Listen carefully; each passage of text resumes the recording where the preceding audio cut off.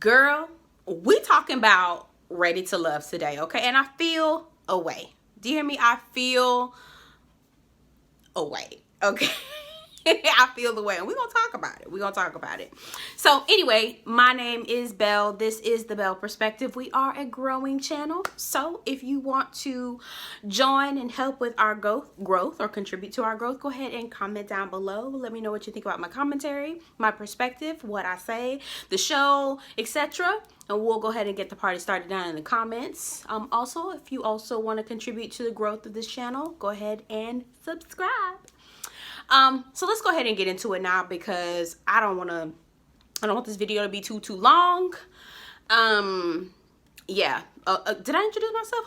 Hopefully I did. My name is Belle. This is the Belle Perspective. I can't remember if I did it because I'm thinking about getting onto this review. All right, let's get started. So Tommy did not host the review this time because he got sick. He tested positive for COVID. So best wishes to Tommy. Hopefully he recovers pretty soon. He said he wasn't he said it was asymptomatic, but who knows, it may take some time for the symptoms to come, who knows. But anyway, so we wish him well and a smooth and quick recovery. I don't necessarily think Tanika Rae did very well. I don't think she so just going back to Love and Marriage, which is also another show on OWN that I've reviewed a couple times. My other video, the Belle Perspective of what is this girl's name? Arian Curry, which is a video I did. Probably one of my biggest reviewed, most reviewed or viewed, like people put their eyes on the video. I'll pop the link somewhere down below or something like that so you can watch it and check it out. But anyway, Carlos King, who's an executive producer of that show, he actually hosted the reunion, and he did such a good job because he knew everyone on the cast. He knew all the storylines, frontwards and backwards. He knew all the details, and so he asked all the questions that a viewer would want to know, like somebody who's actually vested in the show, people who watch it regularly. They know all the ins and outs. Tanika Rae just watched it a couple days ago. She did not ask all the right questions. She did not watch the show like that. You can tell. She did not control the folks. Okay, y'all just got to, I think it's some deodorant. Y'all just got to deal with it. I'm sorry. Okay, we're moving on. We're moving on. It's been a long day today. I got a lot going on. Anyway, all right. She didn't do that great of a job. I'm kind of disappointed. She didn't ask a lot of questions. So there's still a lot of things that are kind of lingering out there. But anyway, let's briefly talk about fashions, because I don't wanna waste my time. I was annoyed completely by Zadia's makeup. She looked like clown tings, and I just could not, with all that pink in her eye. It was like somebody just took all the eyeshadows and put it right here and right here.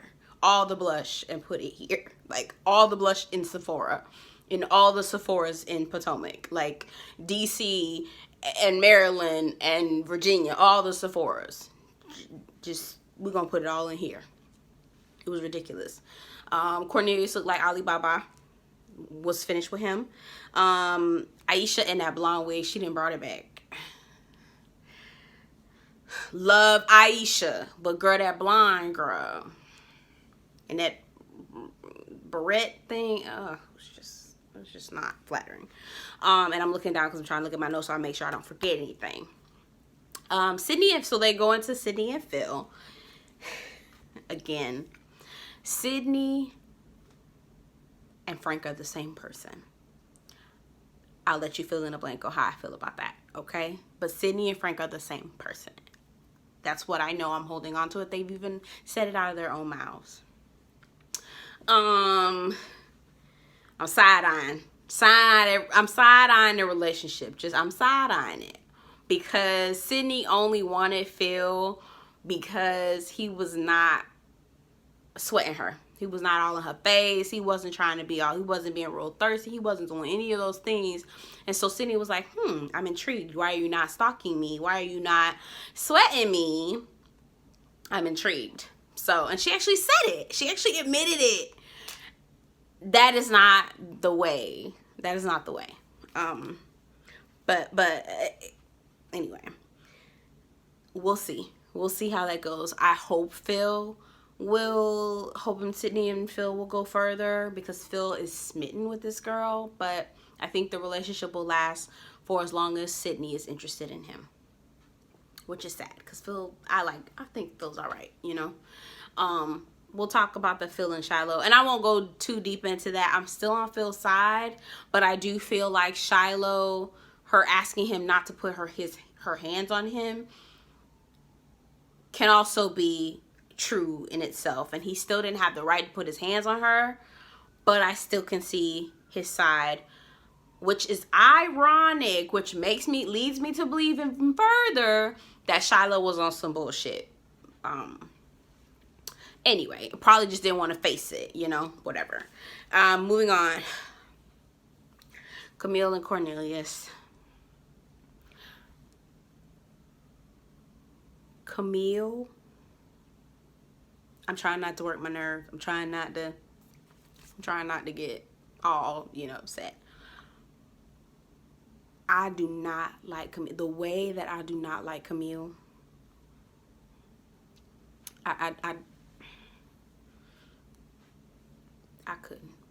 If I were Sabrina, wouldn't nobody had to ask. I wouldn't have had to been asked if I could take my shoes off. My shoes would have been off. Okay, like I don't really have a whole lot of patience for women like that, or people like that. I can't call her a woman, because she brings bad, horrible feelings out of me, out of everyone around her.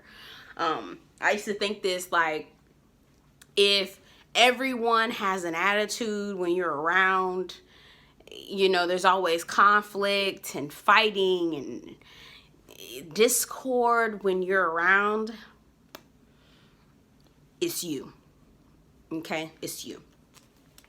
Camille from the TV stirs from the depths of my soul. Just,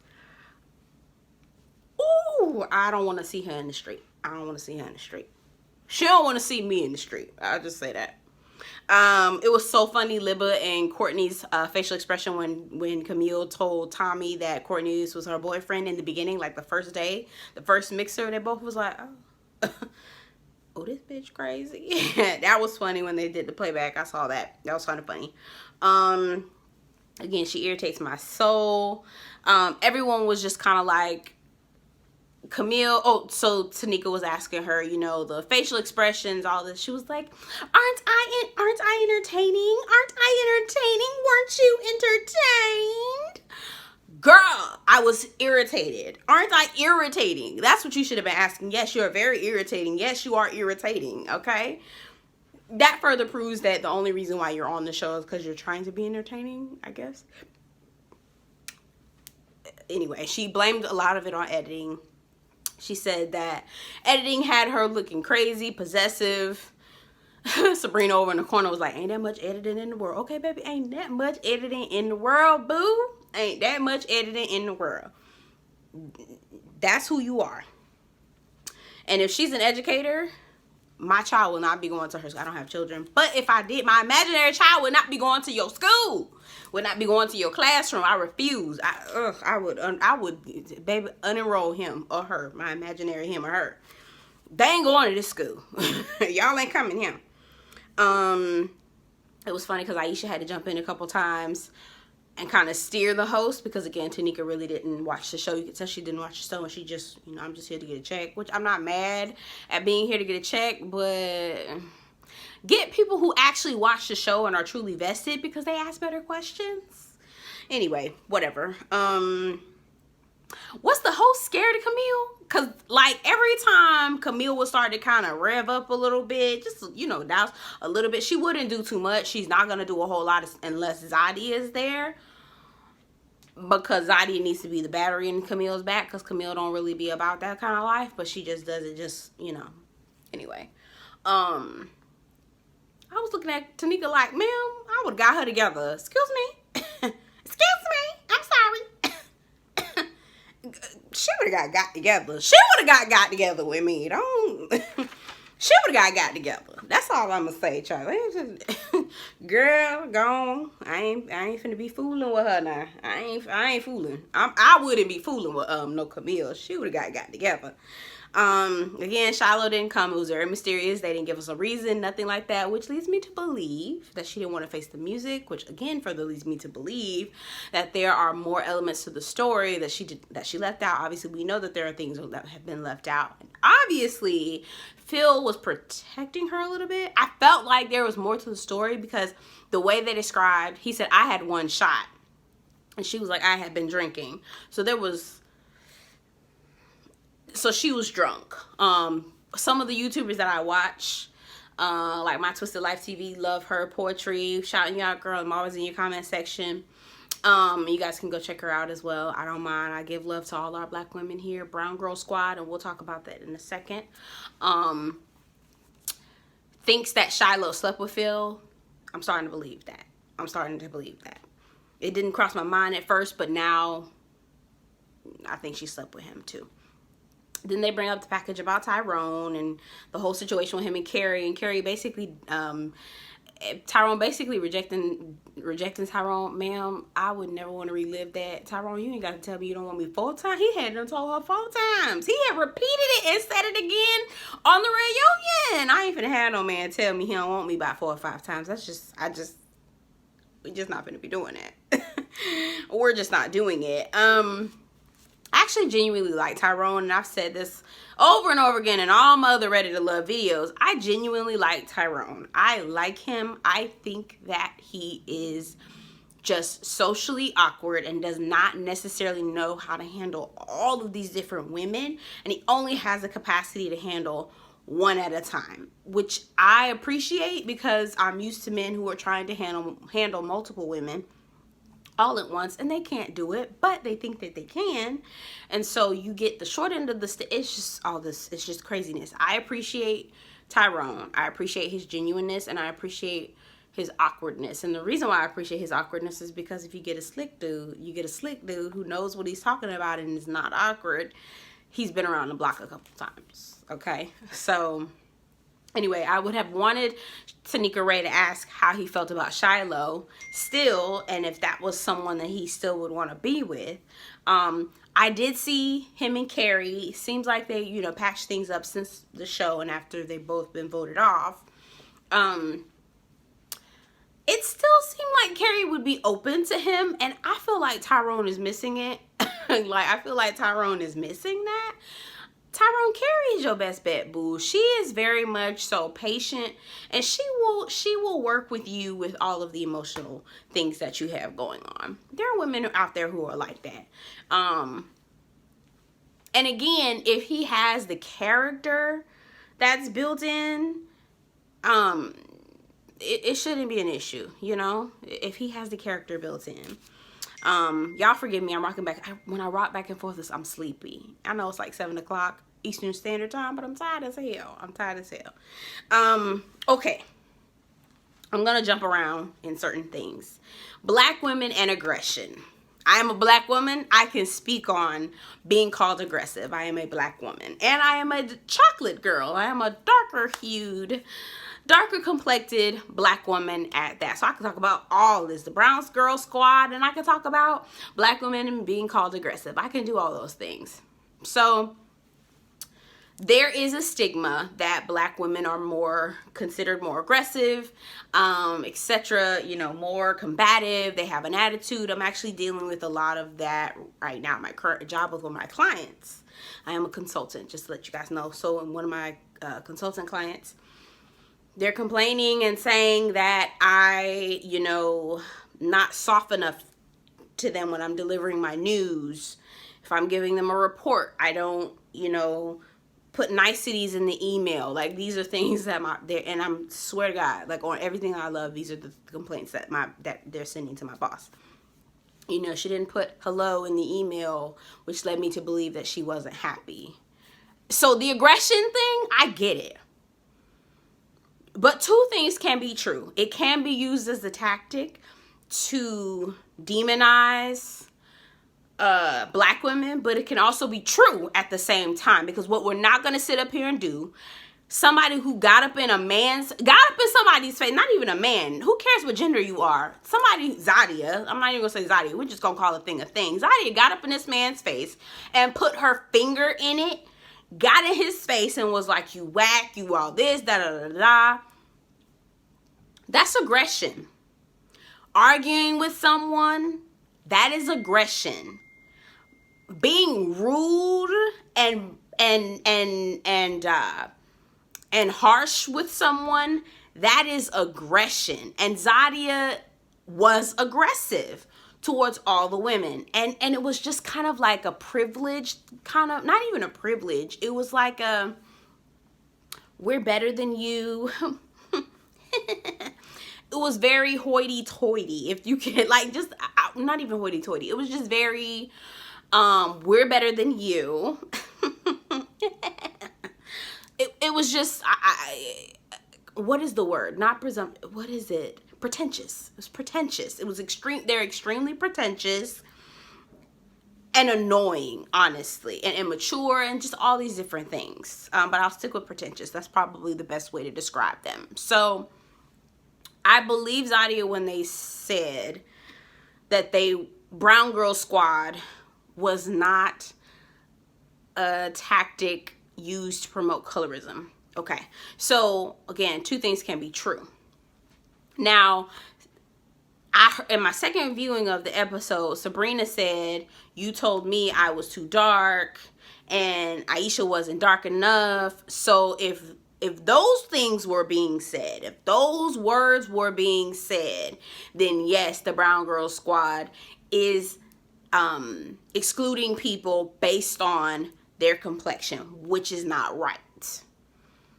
However, if they are not if none of those comments actually came out or were said or verbalized or vocalized to anybody, then the Brown Girl Squad is simply women celebrating their melanation, okay, for lack of a better term.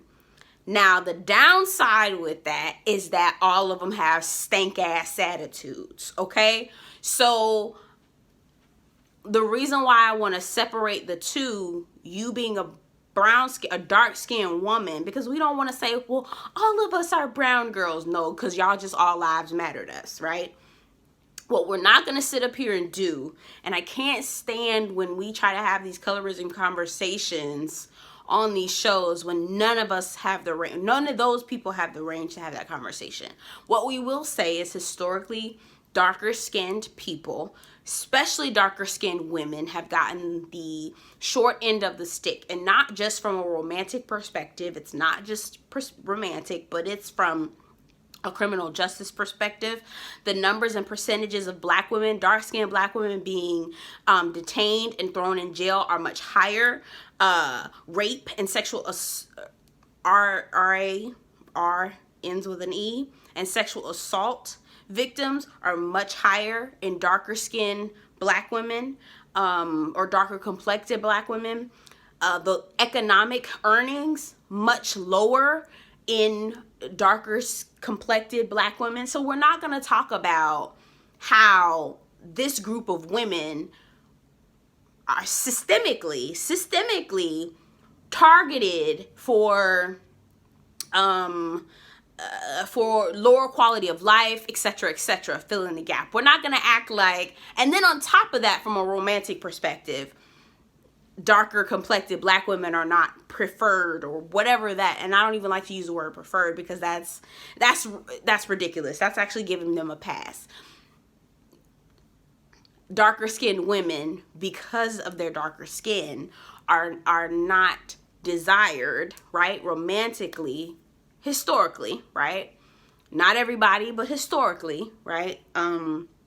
Because of white supremacy and the perpetuation and what I won't go down here because I won't go there.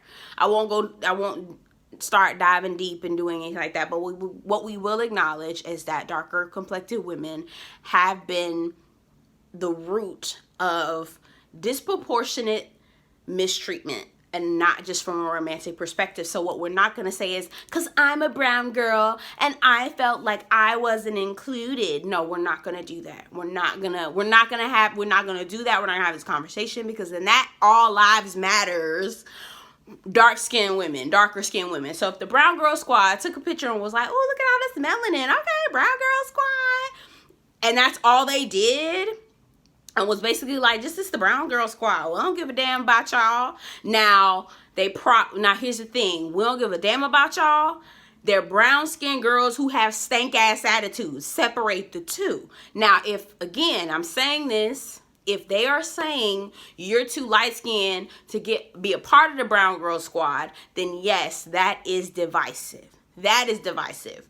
But separate the fact that they're brown-skinned women celebrating, because I was happy to see all of these darker complected women. Moomin, Camille, Zadia. I was so excited to see them. I'm like, wow, 3 darker-skinned women? We hardly ever get that. We do not get that. Aisha, we do not get that.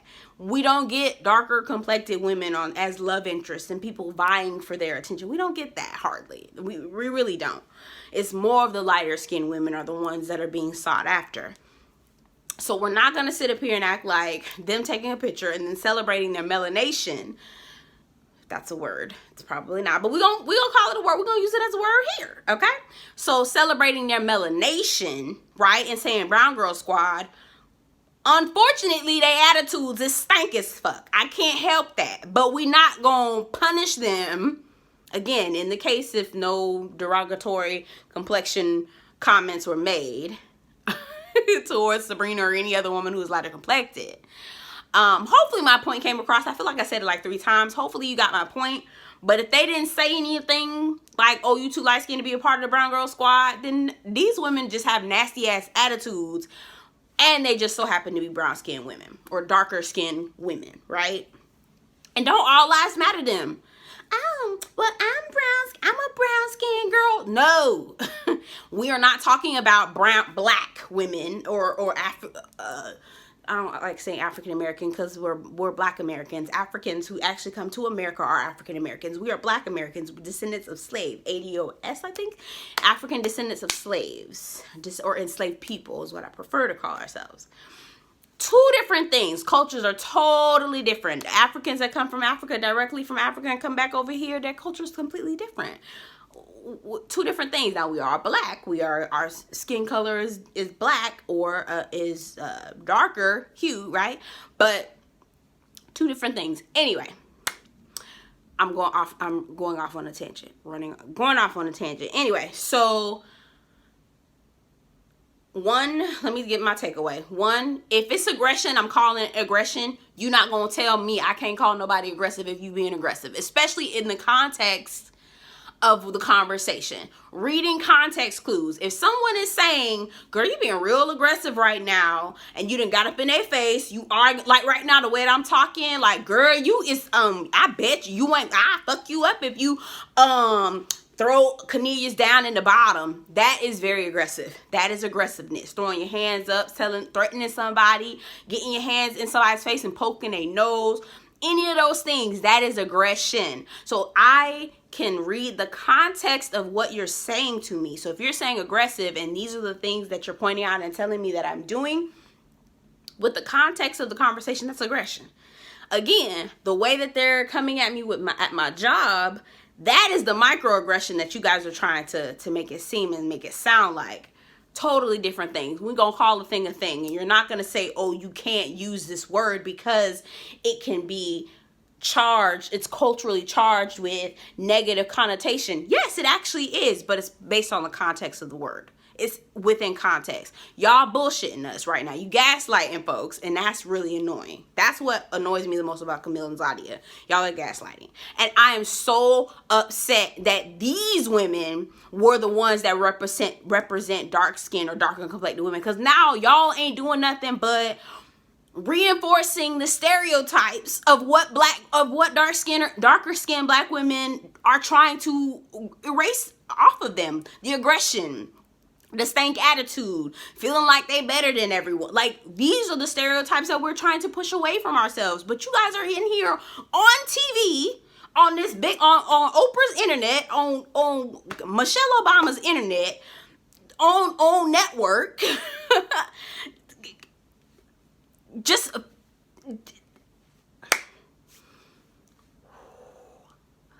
I'm woosahing. I'm back. I am here. I am one within myself. They're not doing anything but living out the stereotypes, and it's a damn shame. The first time we get multiple darker skinned women that are that people are vying for their attention and their romantic interest, and these are the nasty ass women we get. I'm on to y'all own. I see what you're doing. I see what y'all doing. Reinforcing raggedy ass stereotypes is what you're doing. Again, so bring up the Cornelius again, corny and crazy. Bring up corny and crazy. Walter, Zadia, Aisha, a couple other people, Sabrina and them. I was so annoyed every time Cornelius would say that he knew exactly what he wanted, knew Camille was the one, was trying to pursue her from day one. I really wanted them to play back those confessionals, because every confessional was like, I don't really know if she the one I want. I don't really know if I want to be with her.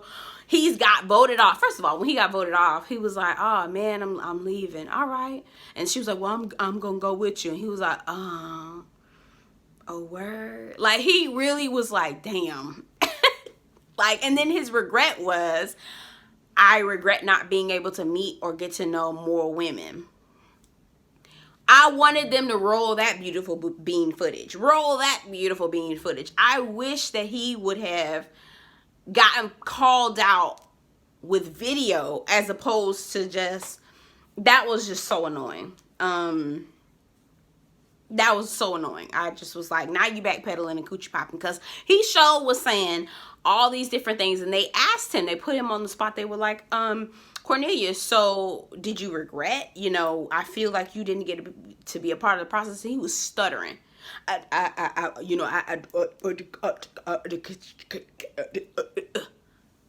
Brother, get your words together. You a college educated man. You know what you want to say. All right. Anyway, he's a puppet.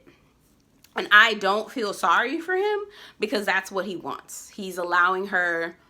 I honestly feel like Cornelius needs a beard. I honestly feel like, and this is no shade to him, I'm not trying to, being homosexual, being gay or whatever, liking the same gender, homosexual, that sounds so old school. Sorry about that, y'all.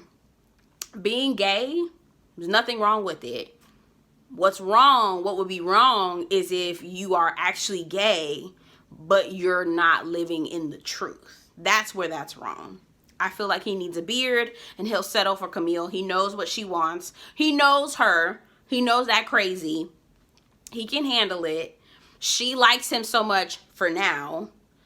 And, he's just going to ride the wave, because he needs a beard. Because I really feel like he needs to come out the closet. I really do. And that's not to be shady to him or anything like that. That's just my observation. I'm feeling like yeah. Zadia looked ridiculous with that makeup on. That eyeshadow was so ugly. I just really wanted to wipe it off. Girl, get this wipe. Wipe. Blend. You did not blend. You supposed to blend. She ain't blend. Oh, girl, you supposed to blend, girl. You supposed to blend more than you apply. Okay? If you blend or you apply 3 times, you supposed to blend 6 times. Girl gone, girl. And then she had a ridiculous smile on her face. I guess that was what she thought she was going to sit up there and be like, as long as I just keep this smile on my face, nobody's going to see that I'm really angry and I'm not going to blow up. Bitch, we still see that shit. Girl gone. Anyway, Sabrina went off, basically was telling Zadia, you rude, you crude, you socially unacceptable. But I really wish that Sabrina had not wasted her time on Zadia. These women know what they're doing. They know they're gaslighting. they know that they're being nasty. They know, like, they're the type of people that they like to throw the rock and hide their hand. That's the kind of people that they are. And then they're going to just be like, oh my God, I don't know why you're being so aggressive towards me. I don't know why you're treating me like that. I don't know why you being like that with me, because I've done nothing. Aisha, I called you and I said if you feel like any kind of way, I would apologize to you. Child. So after Sabrina starts going off on Zadia gets up, walks away, and Sabrina was like, where you going now? I mean, you had all the smoke for me during the season. You was rude, you treated me like trash, all these other things. Zadia's walking away. Well, the minute I'm able to talk, then I'll come back. Again, Tanika Rae, like, girl. Anyway, she would have got together too, right? Zadia with the girl, that eyeshadow. We can start calling her Shadow. She walked away, but I wish Sabrina hadn't given her that much. Like, because they like to get under your skin. They're that kind of women. See, look how they're acting. I'm over here just being super innocent, and I'm above it all, and look how they're responding to me. I wish Sabrina had never given them anything. But she did, which I get it, because you up to here, but anyway, and at the end, as Zadia walking away, Cornelius was like, I thought this segment was about me.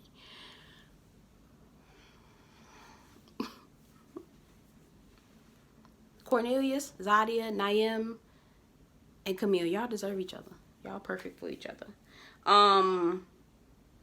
Last thing about Camille, because I don't talk about that ass no more, and I'll get to my last piece, and y'all have to give me my right. Camille lied about her saying that she was gonna F somebody up. Ma'am, you said it twice. And then Naim was like, oh, these women are just jealous. It was 8 out of 9 men wanted Zadia. How were the women supposed to know that, Naim? Oh, they didn't come here to be friends. They didn't come here to be friends. They came here looking for love, sir. But then they became Brown Girl Squad. So are they looking for friendship or not? Which one? I like Sydney. Sydney was like, can somebody get this man a peach, please? Because the way he interjected, like he really had the answers, sir. I'm not even finna continue to read about Naim. I'm just gonna say either he is sleeping with Zadia or trying to sleep with Zadia. It's gotta be one of the two. And he doesn't want to stop it. He ain't trying to stop it or fuck it up or nothing like that. Number one. Number two,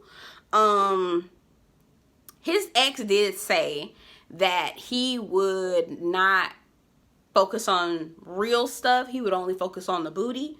He'll let the booty distract him from like really finding love. And so I feel like this is one of those scenarios, because both Cornelius and Naim was like, we didn't hear Camille say I'll F you up. We didn't hear that. I didn't know. In their confessionals though, like if Tanika Rae was watching the TV, if she was watching the show, she was really invested in the show like we are, she would have known that both Naim and Cornelius both made comments in their confessionals during the retreat after the dinner that Aisha and Zadia got into it. They both were like, I wish Zadia would rise above. This is what Naim said. I wish Zadia would rise above it. Cornelius was like, that's not her good side. It makes me question her. All these things, but y'all didn't hear it.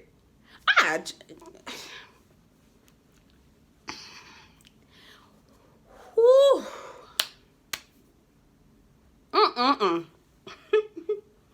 Couldn't be me. Dante was like, couldn't be me, Chad. Couldn't be me. They would have got together. They would have got together. Okay. All right. Last piece, and I'm gonna hurry and speak my speech, and then wrap this up and go on about my way because I'm hungry. So, Frank and Moomin, give me my rights. Give me my right. Go on and find it wherever you got to go. If you got to go to the grocery store and get me my right, buy it off the cabinet, buy it off the shelf. If you got to go down to the street and get it from the corner store, if you got to go downstairs, open a mailbox and get me my right, go get me my right now. I want it right in my hand. You better put it in my hand. You better put it up in my hand. Is it Juicy J that said that? and you better put it in my hand, in my hand. But I've been popping my collar, popping. Okay, sorry, working the hoes, and they better put my money in my hand. Yeah, that's it. I don't know if it's Juicy J or Project Pat. Maybe it might be Juicy J. I don't know. Anyway, give me my rights. I've been saying since the beginning that Frank ain't shit. Frank ain't shit. He is a fraud. The entire time he was a fraud. And here's the thing about Moomin. Moomin, you knew that. You knew he was a fraud. And this may be an unpopular opinion. I don't care if I'm pissing anybody off. Get down in the comment and tell me about it. I don't give a fuck. All right? I'm going to just say what I say. Frank is a fraud. He said after the show, you know, after cameras stopped rolling, I needed to regroup. And basically, after, I just wanted to get to the end. Once this show was over, I ain't want to have nothing to do with you. Right? Frank over-explaining everything, trying to sound like a politician. I feel like Frank really wanted to be with Sydney. He wanted a good time gal.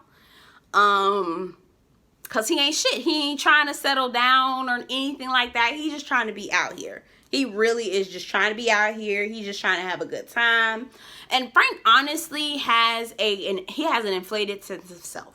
Frank thinks he's better than what he really is in real life. He really does think that. So he thinks that he deserves top shelf woman. And I actually watched a little bit of the segment with him that he did with Crystal. I think Crystal XO. I could not watch all of it, the interview because he literally irks my soul when he talks because it's complete bullshit and he has an inflated sense of self. And so my nerves be too bad. I get worked up with that kind of thing. So I listened to a little bit to him. But what I heard is that he said that he had to get used, that he's used to dating white women and Hispanic women, and he's having to get used to dating black women. What the fuck does that mean? What does that mean exactly? I'm not even going to go down that road. I don't even want to have a conversation about that. But what I will say is, why the fuck did you sign up for a show that's got an all-black cast, a show that's dedicated to finding love for black people when you haven't gotten used to dating black women? This a plot that Frank ass set up to come at us with the bullshit. That's what happened, okay? That is what happened because I don't understand. I'm not understanding, okay? Not understanding how you sign up for a show and you're not used to dating black women or you don't date black women, right? He thinks that black women are bottom. I really feel like he thinks black women are bottom shelf and that white women and Hispanic women or women who are racially ambiguous or, you know, lighter skinned, such as Sydney, because he has this inflated sense of self and he feels like he needs to have a woman that matches who he thinks is. Child, Frank ain't shit. And with him not being shit, he's a fraud, he's a liar, he distracts you from the truth and over talks and he fills in a lot of the empty space with bullshit so that you can try to get comfortable. That entire scene with them, that last episode when they met at National Harbor, it was the weirdest thing ever. And I felt like Moomin wasn't really on board with Frank either because she kept saying, as long as we communicate, as long as we keep talking and doing these things, it was like a warning to me. It sounded like, I know Frank ain't shit, but I'm going to try it with him.